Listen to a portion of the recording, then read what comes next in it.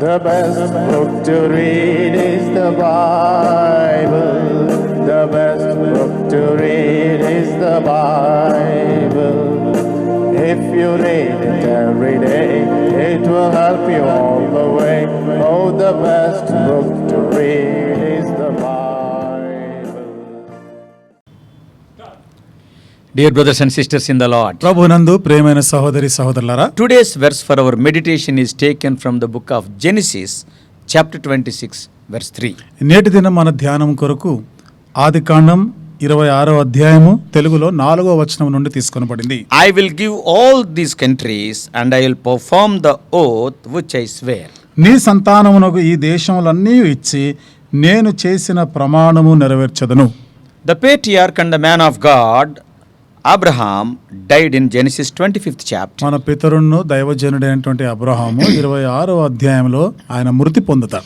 And now God visits Isaac as he was going over to the land of Philistines. ఇప్పుడు దేవుడు మరి ఇస్సాకు ఆ ఫిలిస్తీన్ల దేశానికి వెళ్తూ ఉండగా ఇస్సాకుతో చేస్తున్న వాగ్దానం. And God comes to him and visits and reiterates to Isaac the promise he made with Abraham. దేవుడు ఇస్సాకును దర్శించి తన తండ్రి అయిన అబ్రహాముతో చేసిన ఆ వాగ్దానపు వాటిలో మరలా ఇస్సాకును జ్ఞాపకం చేస్తూ నేను నెరవేరుస్తానంట. Isaac was in Gerar when God spoke to him. దేవుడు ఇస్సాకుతో మాట్లాడినప్పుడు ఇస్సాకు గెరారులో ఉన్నాడు. I think this was the first revelation of God to Isaac. మరి నేను అనుకుంటున్నాను ఇది ఇస్సాకుకి కలిగిన దేవుని ప్రత్యక్షత ఇది మొదటిసారి. Note that this famine came again nearly after 80 to 100 years after the famine of Abraham's days. ఈ కరువు అబ్రహాము దినాలలో వచ్చిన కరువు తర్వాత దాదాపుగా 80 నుండి 100 సంవత్సరాల తర్వాత వచ్చింది మళ్ళా. This is what our meteorologists they will say in relation to the weather pattern.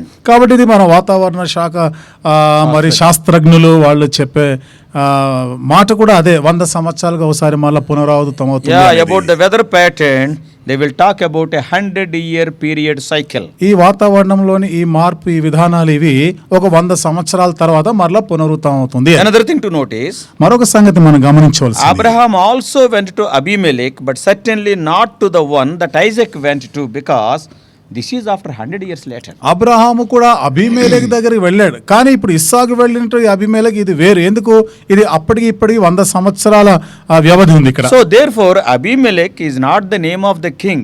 It was sort of the title to the king of the Philistines. కాబట్టి అబీమెలెకు అనేది రాజు పేరు కాదు, కానీ ఫిలిస్తీన్ల రాజులకు ఉన్నటువంటి ఒక బిరుదు అది. So when the famine created hardship in Canaan, ఈ కనానులో వచ్చిన ఈ కరువు ఎంత కష్టమైన పరిస్థితిని తెచ్చినప్పుడు, and Isaac proved his faith and obedience and remained in the Palestine region on the south coast of Canaan. ఇస్సాకు తన విశ్వాసాన్ని రుజువుపరుచుకుంటూ కనానుకి మరి దక్షిణాన ఉంటుండే తీర ప్రాంతంలో అక్కడ ఉండిపోయాడు. He believed that God would provide for him. దేవుడే తన కొరకు అన్ని కూడా సదుపాయాలు చేస్తాడు అని నమ్మాడు. Not only to him and his household in the land God promised him. తనకు మాత్రమే కాకుండా తన ఇంటి వారికి కూడా దేవుడు వాగ్దానం చేసిన ఆ దేశంలో ఇస్తానని. But he lacked faith to trust God to protect him from the violence that is there in that land. అయితే ఆ దేశంలో ఉన్నటువంటి హింసల నుండి మరి కాపాడబడతాను, దేవుడు కాపాడతాడనే దాని గురించినటువంటి విశ్వాసములో ఇతడు బలహీనమయ్యాడు, క్షీణించాడు. Like his father, he lied to protect himself. తన తండ్రి వలనే ఇస్సాకు కూడా తన యొక్క కాపుదల భద్రత కొరకు అబద్ధమాడాడు. Of course God blessed Isaac as he has promised. అయితే దేవుడు తనతో వాగ్దానం చేసిన ప్రకారం ఇస్సాకుని కాపాడాడు. When the agriculture or when Isaac's farming successes stirred up the envy of the Philistines. మరి ఇస్సాకు యొక్క ఈ వ్యవసాయ విధానాలు అభివృద్ధి చెందుట తన శత్రువులు లేదా ఫిలిస్తీన్లకి అసూయ పుట్టించినప్పుడు, and Isaac and his men were forced to flee from place to place as the Philistines either seized their wells or filled them in. ఇస్సాకు తన వారు కూడా ఇక బలవంతంగా ఆ ప్రాంతం విడిచి వెళ్ళవలసి వచ్చినటువంటి పరిస్థితి వచ్చింది. ఆ విధంగా ఆ ఫిలిస్తీన్లు వారిని బాధించడము లేకపోతే ఆ బావులని పూడ్చివేయడము చేస్తూ వాళ్ళు అక్కడికి వెళ్ళిపోయేటట్టు చేశారు. Gradually he was pushed out of the best Palestine pastures. క్రమంగా ఫలస్తీనా ప్రాంతంలో ఉన్నటువంటి శ్రేష్టమైనటువంటి ఆ పచ్చిక బయలు విడిచి వెళ్ళవలసి వచ్చింది. But God was still there with him. అయితే దేవుడు ఇంకను అతనితో కూడా ఉన్నాడు. Though he was forced back eventually to Beersheba, ఆయన బెర్షెబాకు మరలా బలవంతంగా ఆయన రావాల్సిన పరిస్థితి వచ్చినప్పటికీ God reassured him of his presence and encouraged him to preserve. దేవుడు తన సన్నిధిని తనతో ఉంచుతానని, తనని భద్రపరుస్తానని మరలా నిశ్చయతని కలిగింపజేశాడు. And the Philistine king, fearful of the power of Isaac's God, thought it wise to renew the treaty. ఈ ఫిలిస్తీన్ల యొక్క రాజు మరి ఇస్సాకు యొక్క దేవునిని బట్టి భయపడి ఆ ఇస్సాకుతో మరలా సత్సంబంధాలని ఏర్పాటు చేసుకోవాలని ఆలోచించాడు. And when Lord spoke to Isaac, that was a huge moment in Isaac's life. దేవుడు ఇస్సాకుతో మరలా మాట్లాడినప్పుడు ఇస్సాకు జీవితంలో అదొక మరో గొప్ప సంగతిగా ఉంది. During Abraham's lifetime, God's relationship with his people had been defined by God's relationship with Abraham. Abraham యొక్క కాలంలో దేవుడు అబ్రహాముతో కలిగినటువంటి ఆ సంబంధాన్ని అక్కడ మరలా వారికి వర్ణించినాడు. Now Abraham is dead. Abraham అయితే ఇప్పుడు చనిపోయాడు. Isaac had to wonder at times whether God would deal in the same way with him too. మరి ఇస్సాకు తన తండ్రి అయిన అబ్రహాముతో దేవుడు వ్యవహరించినట్లుగా నాతో కూడా అట్లాగే వ్యవహరిస్తాడా అనేటువంటి ఆశ్చర్యంలో ఉన్నాడు. So God made it clear in this moment that all of the same promises which he made to Abraham still holds true. అయితే దేవుడు ఇక్కడ ఇది స్పష్టం చేస్తున్నాడు. అబ్రహాముతో చేసిన వాగ్దానాలు ఏ విధంగా నెరవేర్చాడో అదే నీ జీవితంలోనూ వాస్తవ రూపం God దాల్చుతుంది. told Isaac, I'll be with you. దేవుడు ఇస్సాకుతో చెప్పాడు, నేను నీకు తోడై ఉంటాను, Don't worry. భయపడకు. From this, దీని నుండి God approved that Isaac is the promised son of the covenant, not Ishmael. మరి ఇస్సాకే వాగ్దాన పుత్రుడు అని రుజువుపరుస్తా ఉన్నాడు, ఇష్మాయేలు కాదు. The blessings of Abraham belong to Isaac and his seed. Abraham యొక్క ఆశీర్వాదాలన్నీ కూడా ఇస్సాకునకును తన సంతతికి చెందినవి. As believers, we must remember that just because we are enjoying the unfailing promises of God does not mean that you will not encounter problems. విశ్వాసులంగా మనం గుర్తించవలసింది, తప్పిపోయినటువంటి దేవుని వాగ్దానాలని మనం అనుభవిస్తూ ఉండగా ఇంకా మనకి సమస్యలు శ్రమలు రావు అనుకోకూడదు. Isaac was in the promised land and he was harassed and beset with problems. ఇస్సాకు వాగ్దాన దేశంలో ఉన్నాడే కానీ చుట్టూ శత్రువుల చేత బాధించబడుతూనే ఉన్నాడు. In spite of all these things, God will bring you out. ఈ పరిస్థితులన్నీ ఉన్నప్పటికీ దేవుడు ఆ పరిస్థితి నుండి ఇస్సాకుని బయటకు తెచ్చాడు. Here we see God's faithfulness. ఇక్కడ దేవుని నమ్మకత్వాన్ని మనం చూస్తాం. His faithfulness will not be changed by the situations. పరిస్థితులను బట్టి దేవుని నమ్మకత్వం మారిపోదు. His faithfulness will not be altered by our imperfections. మన యొక్క అసంపూర్ణమైనటువంటి జీవితాలను బట్టి, మాలిన్యం పరచబడిన జీవితాలను బట్టి ఆయన ఒక ప్రణాళిక మార్పు కాదు. Moreover, his faithfulness transforms us. ఇంకా చెప్పాలంటే తన నమ్మకత్వము మనల్ని మారుస్తుంది. So dear brothers and sisters, కాబట్టి ప్రియమైన సోదరి సోదరులు, we can trust God for the direction of our life. మన జీవితంలోని నడిపింపు దిశ కొరకై దేవుని యందు నమ్మిక ఉంచవచ్చు. Not only the direction but for the protection of our life we can trust him. మన దిశను మాత్రమే కాకుండా మన జీవితంలో కాపుదల భద్రత కొరకు కూడా దేవుని మనం నమ్మవచ్చు. Our sojourning is not only physical, it is spiritual also. మన ఒక యాత్ర ప్రయాణం అనేది భౌతిక సంబంధమైనది మాత్రమే కాదు, ఆత్మ సంబంధమైనటువంటి యాత్ర So కూడా. from the lives of Abraham and Isaac we can see some similarities. కాబట్టి అబ్రహాము ఇస్సాకు జీవితాల్లో కొన్ని సరిపోలికలు మనం చూస్తాం. What are they? ఏమిటి అవి? Both Abraham and Isaac received the God's promise of blessing. Abraham ఇస్సాకులు ఇద్దరు కూడా దేవుడు నిన్ను ఆశీర్వదిస్తాను అనే వాగ్దానాలు పొందినవారు. Yeah, 7 things I want to tell. 7 సంగతులు నేను మీతో చెప్పాలి. Secondly, రెండవది, both were impacted by famine. వారిద్దరి జీవితంలోనూ కరువును ఎదుర్కొన్నారు. And thirdly, మూడవది, both had wives who were described as beautiful. ఇద్దరికి కూడా ఈ భార్యలు అందమైన వారుగా And అభివర్ణించబడ్డారు. fourthly, 4, both lied to the king of Gerar about their wives. వీరిద్దరు కూడా గెరారు రాజుతో భార్యల గురించి అబద్ధమాడారు. And fifthly, 5వది, both prospered in the land. వీరిద్దరు ఆ దేశంలో వర్ధిల్లారు. And sixthly, 6వది, both had disputes with Abimelech over the wells dug.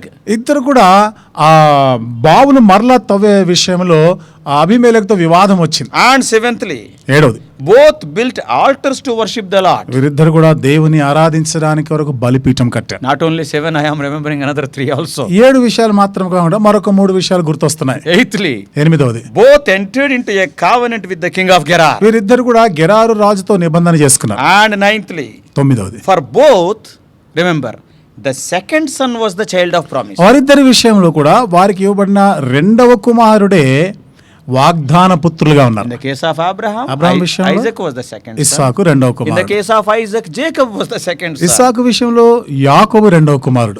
And tenthly, పదవది, for both, their firstborn son married outside their family. వారిద్దరి విషయంలో కూడా జ్యేష్ఠులు మొదట పుట్టిన వారు వారి కుటుంబం వెలుపల వారిని అన్యులని వివాహం చేసుకున్నారు. Ishmael and Esau.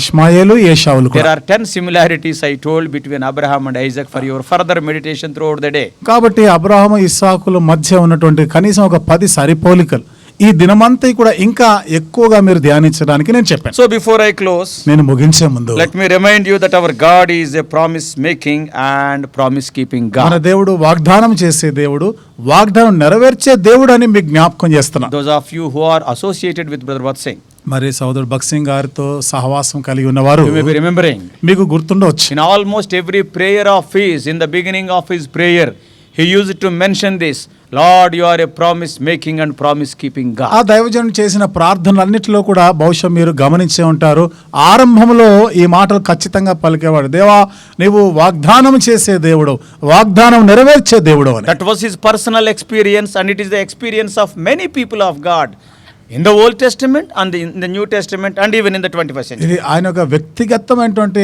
అనుభవము, అలాగే దేవుని ప్రజల జీవితాల్లో పాత నిబంధనలో క్రొత్త నిబంధనలో ఈ తరంలో ఉన్న మన జీవితాల్లో కూడా ఇది అనుభవమే. Man's failures cannot alter the plans and purposes of God. మానవుని పతనాలు దేవుని ప్రణాళిక ఉద్దేశాలని మార్చజాలం. So let us catch hold of the promises of God and go forward in our Christian life. కాబట్టి దేవుని వాగ్దానాలు చేపట్టి క్రైస్తవ జీవిత యాత్రలో ముందుకు కొనసాగిపోదాముగా. And also let us be careful about the pull of Egypt, which symbolizes the world. మరి లోకానికి సూచనగా ఉంటుంది ఈ ఐగుప్తు మన లాగుతా ఉన్నప్పుడు ఆ విషయంలో జాగ్రత్త పడదాం. When famine came, Abraham went to Egypt. కరువు వచ్చినప్పుడు అబ్రహాము ఐగుప్తునకు వెళ్ళాడు. When famine came, Isaac was tempted to go to Egypt. కరువు వచ్చినప్పుడు ఇస్సాకు కూడా ఐగుప్తు వెళ్ళడానికి So శోధించబడ్డాడు. whenever the Israelites faced trials in the wilderness, they too were tempted to return to Egypt. అలాగే ఇశ్రాయేలీయులు కూడా అరణ్యములో శోధించబడిన ప్రతిసారి అనేక పర్యాలు ఐగుప్తుకే వెళ్ళిపోతామని వారు శోధించబడ్డారు. What about you and me? నీ సంగతి నా సంగతి From ఏమిటి? these things we must understand that the pull of Egypt, the attraction of Egypt, the magnetic power of Egypt is so great. ఈ విషయాల నుండి మనం గ్రహించవలసింది ఐగుప్తు యొక్క శక్తి అనగా మనల్ని వెనక్కి లాగేటువంటి దాని శక్తి అది ఎంతో బలమైనది, ఎంతో ఆకర్షణీయమైనది, అయస్కాంతం లాంటి బలం. ఆ విషయంలో మనము జాగ్రత్త Let పడాలి, us be very careful. జాగ్రత్తగా ఉందాం. Let us learn lessons from the failures of other people. ఇతరుల పతనాల నుండి పొరపాట్ల నుండి మనం పాఠాలు నేర్చుకుందాం. May God help us. దేవుడు మనకి సహాయం చేయనుగాక.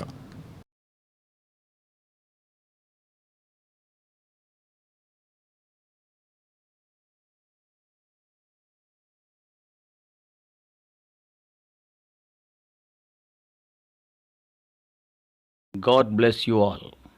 Please subscribe for more spiritual messages on YouTube channel John Victor Hebron.